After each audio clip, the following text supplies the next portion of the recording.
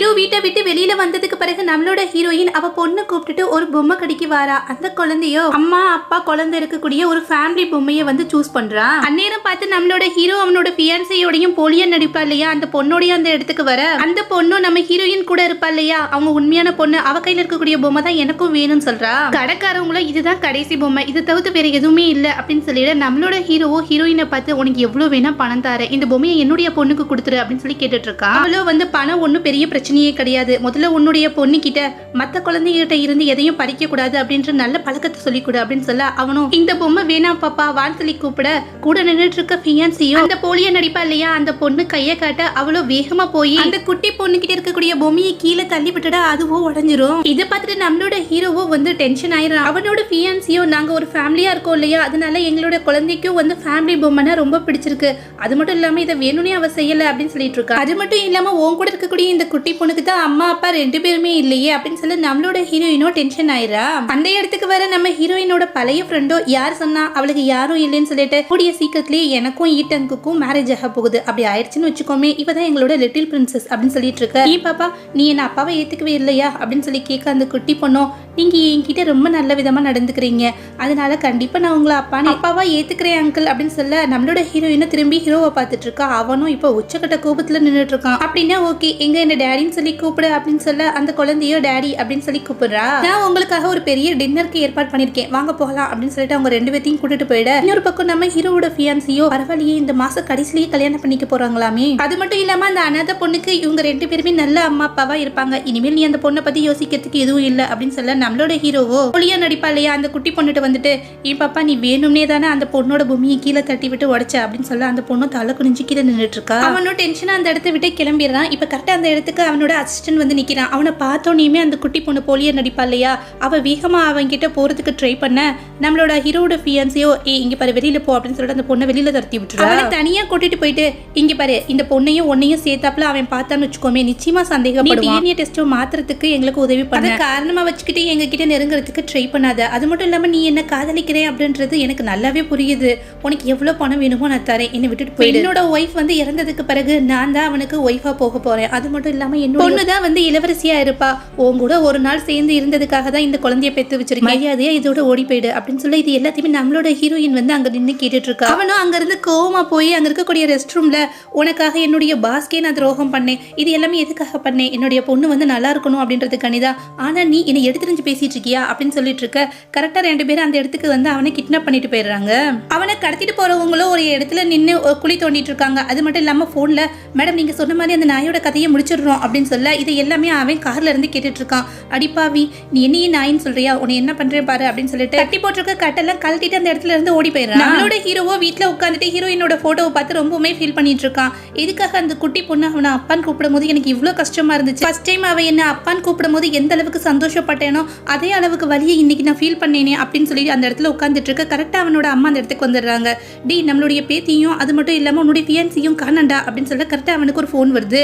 அதுலயும் நம்மளோட ஹீரோயின் பொண்ணை பார்க்கணும்னா நான் சொல்லக்கூடிய இடத்துக்கு வா அப்படின்னு சொல்லிட்டு போனை கட் பண்ணிட அவனும் வேகமா அந்த இடத்துக்கு போய் நிக்கிறான். இப்ப நம்மளோட ஹீரோயினை பார்த்துட்டு இங்க பாரு உனக்கு ஏதாவது கோவம் இருந்தா அதை என்கிட்ட காமி, என்னுடைய பொண்ணு எதுவும் பண்ணிடாத, அவ என்கிட்ட ஒப்படைச்சிரு அப்படின்னு சொல்லி பேசி நம்ம ஹீரோவோட அசிஸ்டண்டோ அவ என்னுடைய பொண்ணு என்னுடைய சொந்த பொண்ணு அப்படின்னு சொல்றான். இதை பார்த்துட்டு நம்மளோட ஹீரோவோட வந்திருக்கக்கூடிய அவனோட அம்மாவோ என்ன உளறிட்டு இருக்க, இவ லீ ஃபேமிலியோட வாரிசு அப்படின்னு சொல்லிட்டு இருக்க. ஹீரோவோட அசிஸ்டண்டோ வந்து என்னுடைய பொண்ணு வேற ஒருத்தவங்கள வந்து டேடின்னு கூப்பிட்டு இருக்கதை என்னால இதுக்கு மேல வந்து பொறுத்துட்டு இருக்க முடியாது, அவ என்னுடைய பொண்ணு தான் அப்படின்னு சொல்ல அந்த இடத்துக்கு வர ஹீரோவோட ஃபியான்சியோ அந்த குட்டி பொண்ணை தான் பக்கம் இழுத்து வச்சுட்டு என்ன உளறிட்டு இருக்க, மரியாதை இந்த இடத்த விட்டு போ அப்படின்னு சொல்லி கத்திட்டு இருக்கா. அவனா வந்து ஃபியான்சியை பார்த்து நீ முதல்ல வாய மூடி, 5 வருஷத்துக்கு முன்னாடி என்ன மயக்கி என் மூலமா இந்த குழந்தைய பெத்துக்கிட்ட, ஆனா வந்து என்னுடைய பொண்ணுக்கு ஃபியூச்சர்ல நல்ல எதிர்காலம் இருந்துட்டு போகட்டும் அப்படின்ற ஒரு காரணத்துக்காக தான் நீ பண்ற எல்லாத்துக்குமே வந்து ஆடிட்டு இருந்தேன், ஆனா நீயும் என்னையே கொலை பண்ற அளவுக்கு துணிஞ்சிட்டே அப்படின்னு சொல்ல அவளை நான் எதுவும் பண்ணலையே அப்படின்னு சொல்லிட்டு இருக்கா. எல்லாம் எனக்கு தெரியும்டி, நாயை கொண்டுருன்னு சொல்லியா வந்து உன் ஆளுகளுக்கு வந்து நீ ஆர்டர் போட்ட அப்படின்னு சொல்லிட்டு இருக்க. அப்படின்னு சொல்லிட்டு ஹீரோ வீட்டுல போலியா நடிச்சிட்டு இருப்பா இல்லையா,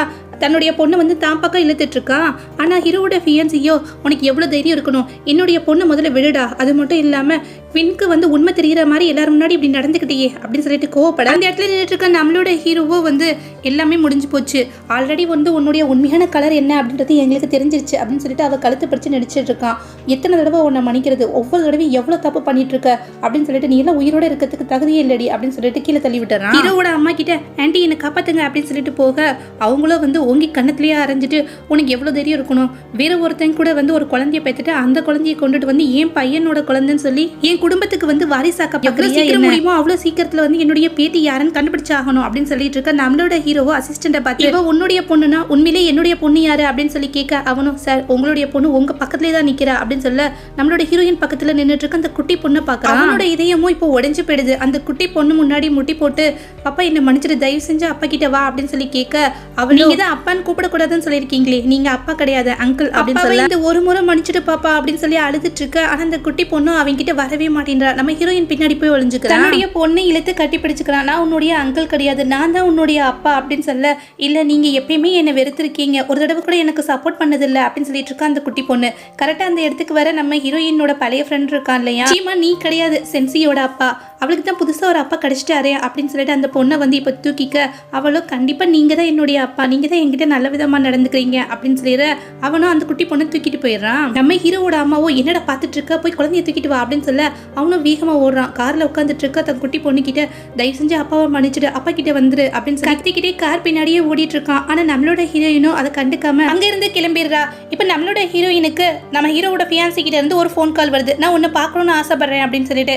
சரி நான் அவளை பார்க்கறதுக்காக அவளோட வீட்டுக்கு போனா அவளோ என்கிட்ட இருந்து எல்லாத்தையுமே பறிச்சுக்கிட்டேன், இப்போ நான் தனியா இருக்கேன், இப்போ உனக்கு சந்தோஷமா அப்படின்னு சொல்லி கேட்க நம்மளோட ஹீரோயினும் நான் எதுவுமே பண்ணல, நீ மற்றவங்களோட விஷயத்துக்கு ஆசைப்பட்ட அதனாலதான் அது உனக்கு கிடைக்காம போயிடுச்சு அப்படின்னு சொல்லிட்டு இருக்க. நிச்சயமா நீ யூகின் தான், அவளோட தங்கச்சி எல்லாம் கிடையாது, சும்மா வந்து டிராமாலாம் பண்ணிட்டு இருக்காத அப்படின்னு சொல்லிட்டு இருக்கா. கண்டிப்பா நீ என்னமோ உண்மையை கண்டுபிடிச்சிட்ட, நான் யூகின் தான் அப்படின்னு சொல்ல இப்ப கரெக்டா நம்மளோட ஃபியான்சி வீட்டுல ஒளிஞ்சிட்டு இருக்க நம்மளோட ஹீரோவும் ஹீரோவோட அம்மாவும் வெளியில வராங்க. ஹீரோட அம்மாவும் நீ உயிரோட தான் இருக்கியா, செத்துட்டே சொல்லி நாடகம் ஆடிட்டு இருக்கியா, என்ன என்னுடைய பொண்ணை கொன்னதெல்லாம் மறந்துட்டியா, பொண்ணு சும்மா விட மாட்டேன் அப்படின்னு சொல்லி கத்திட்டு இருக்க. நம்மளோட ஹீரோவோ நீ இன்னும் உயிரோட தான் இருக்கியா அப்படின்னு சொல்லிட்டு நம்மளோட ஹீரோயினை கட்டி பிடிச்சிக்கிறான். இவ்வளவு நாளா நீ உயிரோட இருந்து என்ன ஏன் ஒரு அனாதை மாதிரி தவிக்க விட்ட அப்படின்னு சொல்லி அழுதுட்டு இருக்க. இதை பார்த்துட்டு நம்ம ஹீரோவோட அம்மாவோ ஷாக் ஆயிடுறாங்க. நீ பைத்தியம் பிடிச்சிருக்கா, உனக்கு உன்னுடைய தங்கச்சியை கொண்டுட்டா, அதுக்காக ஜெயிலுக்கு அனுப்பலான்னு சொல்லிட்டு நான் பிளான் பண்ணியிருந்தேன், ஆனா நீயோ இவளை மென்டல் ஹாஸ்பிட்டலுக்கு அனுப்பிச்சு விட்டுட்ட, அங்க போய் செத்து போயிட்டான்னு பார்த்தா சாகாம இப்படி நாடகம் ஆடிட்டு இருக்காளேடா அப்படின்னு சொல்ல அதுல ஹீரோவோட தங்கச்சி சாகல உயிரோட தான் இருக்கா, அவளை கண்டுபிடிச்சாச்சு அப்படின்னு சொல்ல இன்னும் உயிரோட இருக்காளா அப்படின்னு சொல்லிட்டு அவ ஷாக் ஆயிட்டு அந்த இடத்து விட்டு ஓட எதுவுமே புரியாம நம்மளோட ஹீரோவும் அவனோட அம்மாவும் அவ பின்னாடி ஓடிட்டு இருக்காங்க. பார்த்தா ஹாஸ்பிட்டல்ல இறந்ததா நினைச்ச நம்ம ஹீரோவோட தங்கச்சி வந்து உயிரோட படுத்துட்டு இருக்கான்.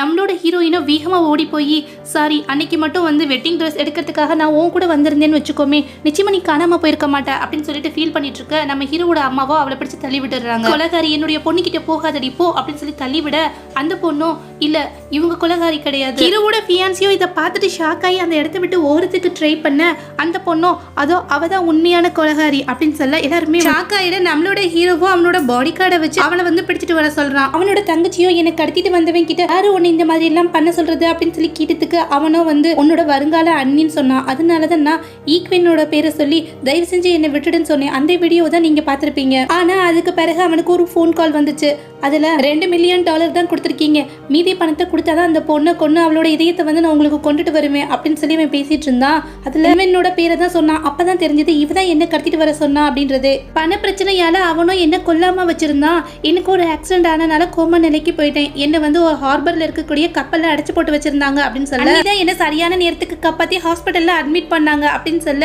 இப்ப நம்ம ஹீரோவோட ஃபியான்சியவோ வந்து போலீஸ்ல பிடிச்சு கொடுக்கறதுக்காக இழுத்துட்டு போயிடுறாங்க. அவளோ அங்க இருந்து ஓடி வந்து நம்ம ஹீரோவோட உண்மையான அந்த குட்டி பொண்ணு இருப்பா இல்லையா, அவளை கடத்திட்டு போயிடுறா.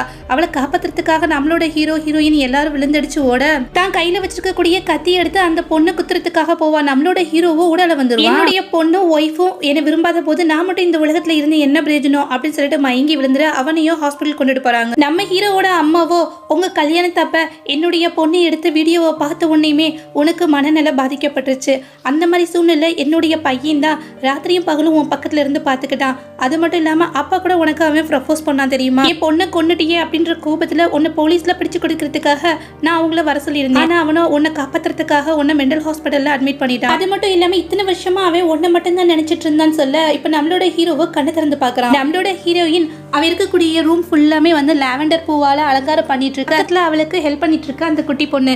இப்ப நம்ம ஹீரோ கண்ணை திறந்து பார்த்துட்டு நீங்களா அப்படின்னு சொல்லி கேட்டுட்டு இருக்க அந்த குட்டி பொண்ணு அப்பா அப்படின்னு சொல்லி கூப்பிடுறா. இப்ப மறுபடியும் அவனோட இதயத்துல சந்தோஷத்தை உணர நம்மளோட ஹீரோயினும் தன்னுடைய பொண்ணை தூக்கி வச்சுட்டு எப்பயுமே அம்மாவும் பாப்பாவும் அப்பாவை காதலிச்சுட்டு தான் இருப்பாங்க அப்படின்னு சொல்றா. நம்ம ஹீரோவோ சிரிச்சுக்கிட்டே நாம நம்மளோட வீட்டுக்கு போகலாம் அப்படின்னு சொல்லிட்டு தன்னுடைய ஒய்ஃபையும் குழந்தையும் கட்டி பிடிச்சுக்கிறா. நல்லபடியா கதையும் முடிஞ்சிருது. இந்த வீடியோ உங்களுக்கு பிடிச்சிருக்கும். நம்ம அப்படி பிடிச்சிச்சுன்னா நம்மளுடைய சேனலுக்கு சப்ஸ்கிரைப் பண்றதுக்கு வேற ஒரு நல்ல வீடியோல மீண்டும் சந்திக்கலாம். Thank you.